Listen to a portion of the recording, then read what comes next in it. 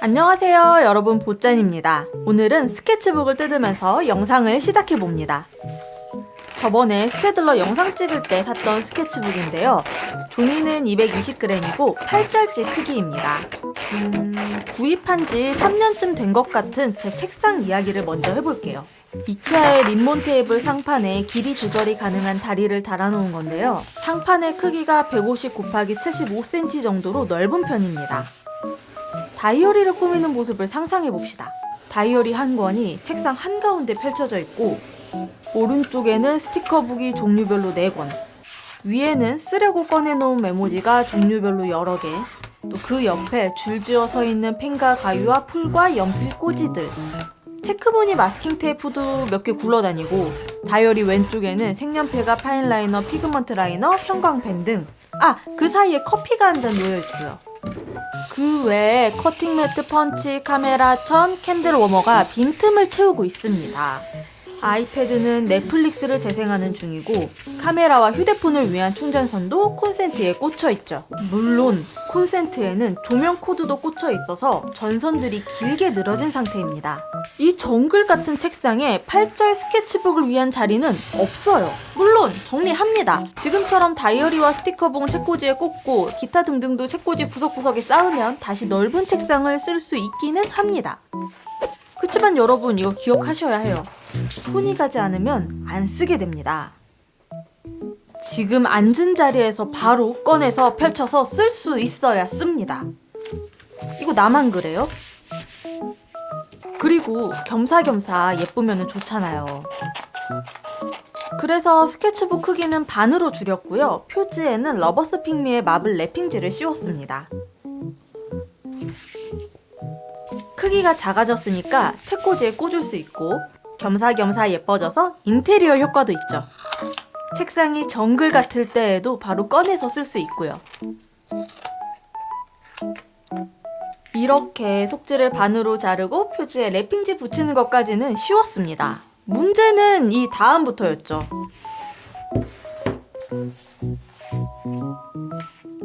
표지 2장을 포함해서 총 32장의 종이에 구멍을 뚫어야 했는데요.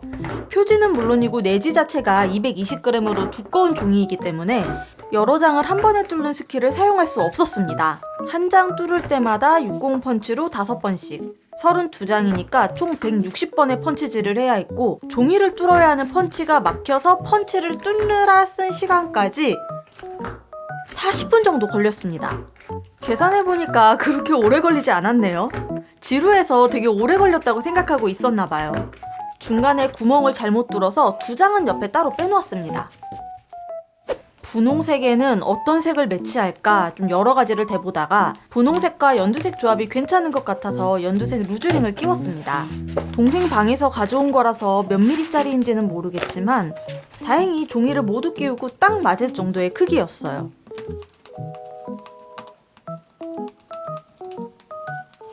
이 스케치북을 만드는데 1시간 30분 정도 걸렸는데 여러분들은 지금 약 3분 30초 만에 1시간 30분을 요약해서 보셨습니다.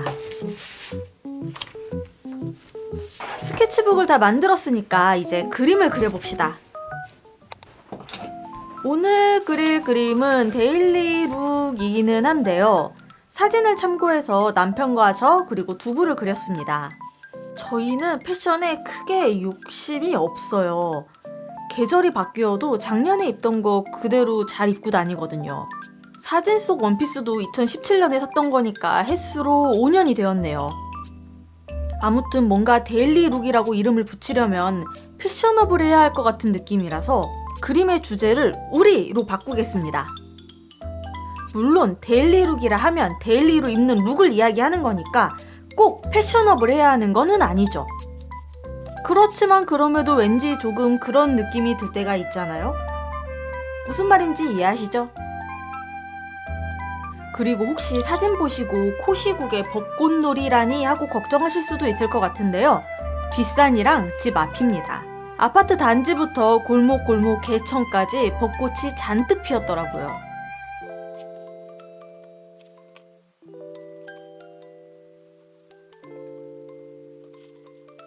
그런데 사진첩에 두부 사진만 한가득이고 저랑 남편 사진은 가뭄에 콩나듯이 드문드문 있는 거예요. 그나마도 다 따로따로 찍은 사진이라 지금 참고하고 있는 사진들은 따로 찍은 2장을 한 장으로 합성한 것들입니다. 사실 이게 참 딜레마예요. 함께 보낸 시간을 사진으로 기록하고 싶으면서도 사진 신경 쓰지 않고 오롯이 그 순간을 즐기고 싶기도 하거든요. 조금 더 열심히 찍어 놓을 걸 후회가 되기도 합니다. 그림 그리는 중이니까 그림 이야기를 좀 해볼까요? 제가 사람을 그리는 방법은 간단합니다. 동그라미와 사다리꼴을 그리고 직사각형 2개를 길쭉하게 붙인 다음에 동그랗게 손을 먼저 그리고 손과 어깨를 이어서 팔을 만듭니다. 팔을 어떻게 그려야 할지 고민하다가 손 위치를 먼저 잡기 시작했는데 그러니까 팔 모양을 그리기가 더 쉽더라고요. 그리고 그 위에다가 옷을 입혀주는 거죠. 이런 그림체는 쿠키런 킹덤에서 영향을 받았다고 볼 수 있습니다. 캐릭터의 인체 비율을 정하지 못해서 오래 고민하던 중이었는데 쿠키런 킹덤의 캐릭터를 모작하면서 손이 좀 풀렸거든요. 하지만 아직 강아지 그리기는 한참 더 연습을 해야 합니다. 어떻게 그려도 우리 두부만큼 귀엽지가 않아요. 이번에 그리면서 배운 건 얼굴 아래에 역삼각형으로 가슴 모양을 잡고 앞발 그리고 뒷발 그리고 꼬리를 그리면 조금 쉽다는 것입니다. 그 외에 다이어리 꾸밀 때 함께 붙이려고 여러 소품들을 그렸습니다.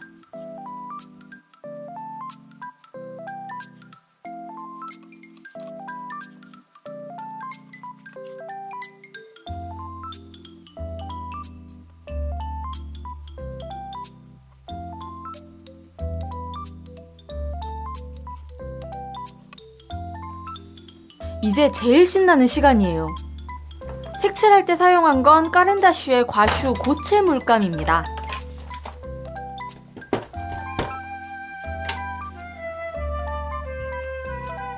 지우개로 연필선을 살살 지운 다음에 색칠을 시작했습니다.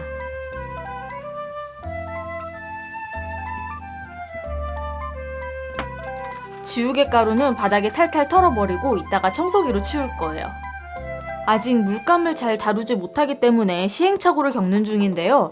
오늘은 밑색을 먼저 칠하고 그 위에 명암을 넣어보려고 합니다. 잘 될지는 모르겠어요.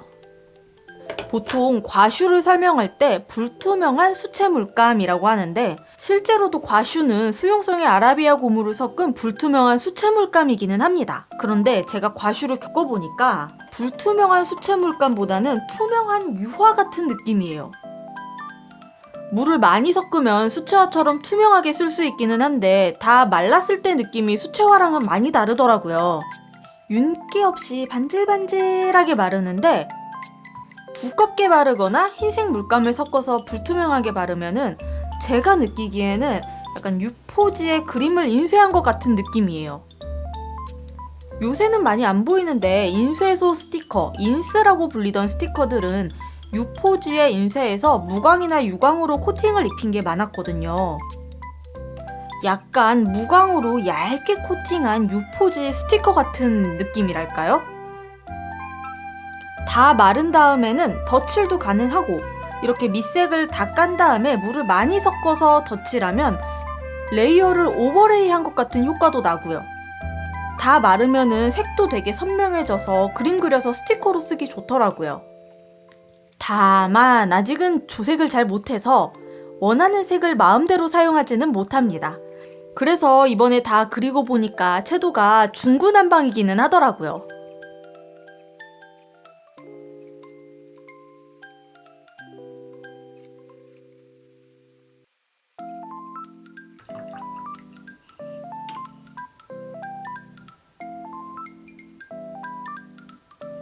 노란색, 분홍색, 연두색 등을 투명하게 덧발라서 약간의 명암 같은 효과라고 해야 할까요?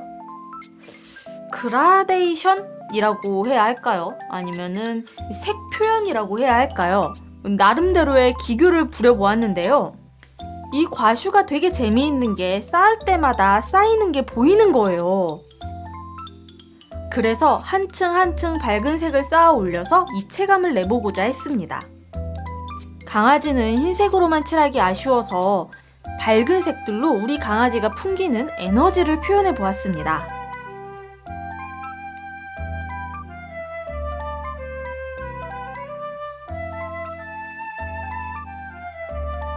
다 완성된 모습이 아닙니다. 검은색 펜으로 테두리를 그릴 거예요. 사용한 펜은 스테들러의 피그먼트 라이너 0.05입니다. 라인을 그리면서 신발끈, 안경, 옷의 주름 등 디테일을 더했습니다.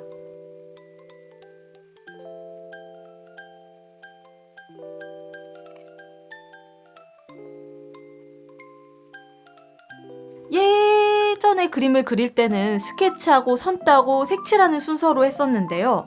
그때 저는 진짜 선 따는 게 너무 귀찮았었어요. 스케치할 때는 컨셉과 관련한 이야기를 상상하니까 재미있고, 색칠할 때는 그냥 색칠하는 것 자체가 재밌죠. 그런데 선 따는 거는 마치 하기 싫은 숙제를 하는 기분이었어요. 표현부터 그렇잖아요. 선을 그리는 게 아니야. 따는 거야. 하기 싫은 막노동이라는 뜻이죠. 그런데 이렇게 색을 먼저 칠하고 선을 그리니까 이거는 또 재미있네요.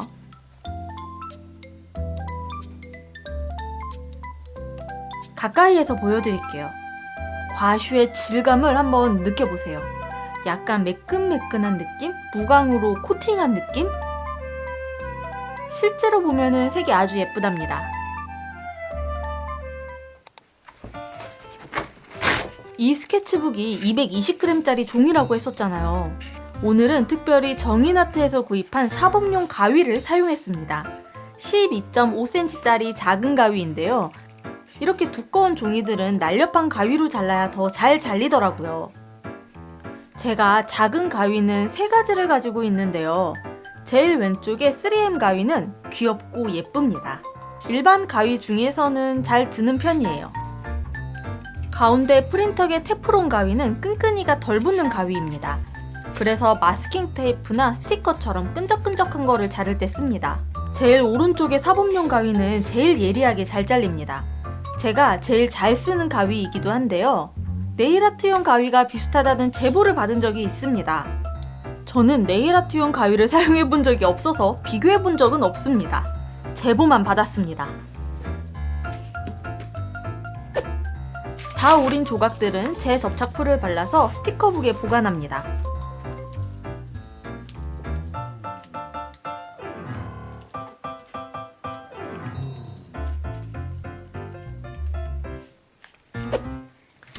이전에 그린 손그림을 붙인 다이어리를 보여드릴게요. 파스텔 톤으로 칠하고 싶었는데 그냥 물감 번진 느낌이 되어버린 거고요. 불고기 버거와 콜라도 비슷하네요. 여기에 붙인 거는 그나마 파란색, 분홍색 이런 색이 있는데 저는 이 파란색이 마음에 안 듭니다. 우리 강아지는 여기도 파스텔 톤으로 칠했고요.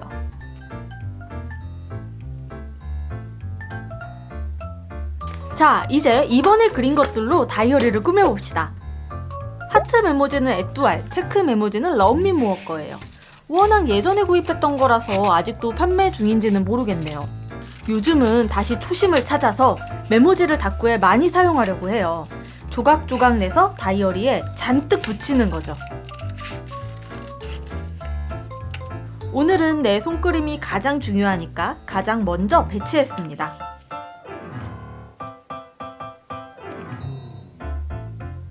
날짜는 스테들러 형광펜으로 따로 그렸어요.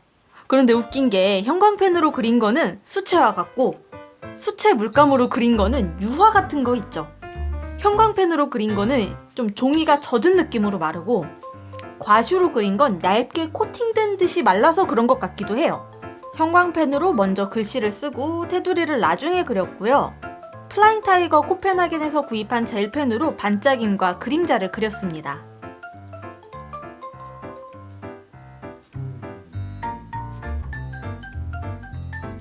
이번에도 사범용 가위로 오렸습니다.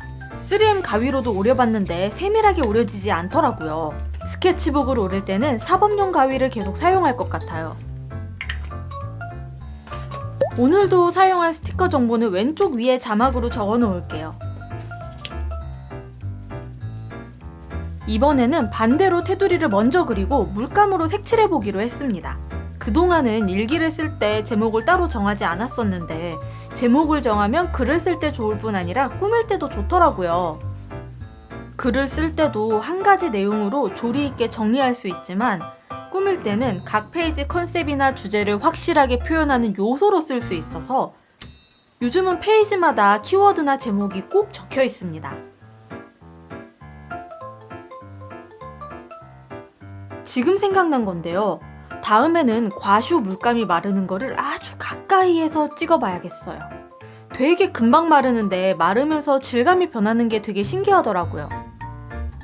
분홍색으로 그림자 더하고 진한 초록색으로 입체감 살리고 마무리했습니다.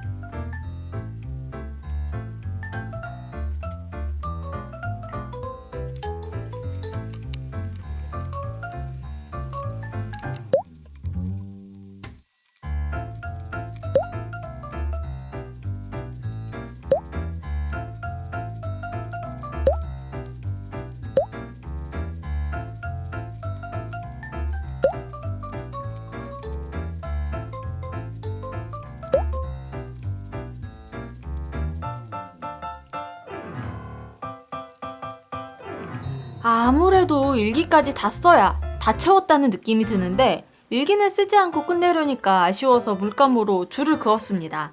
이렇게 줄이라도 그으면은 덜 아쉽더라고요.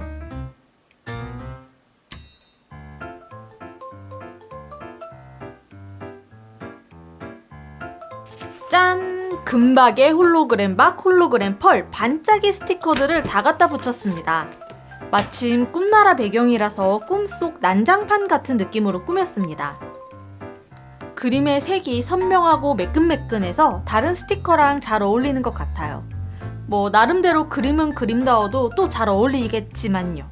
이번에 그림 그리면서 과슈에 더 빠지게 된 것 같습니다. 영상이 꽤 길어졌는데요. 일기까지 보여드려야 아쉽지 않을 것 같아서요. 이번 일기는 줄글로 쓰지 않고 여러 펜으로 키워드만 적었습니다. 하고 싶은 일을 주제로 생각하던 것들을 순서 없이 정리했어요. 일기까지 다 쓰니까 이제야 다 끝낸 것 같네요. 오늘 영상은 여기까지입니다. 스티커들 예쁘게 반짝이는 거 한 번 더 보시고 저는 이제 다이어리가 뚱뚱해져서 슬슬 다음 다이어리를 고민할 때가 됐습니다. 좋아요. 우리 다음 영상에서 만나요. 모두 안녕!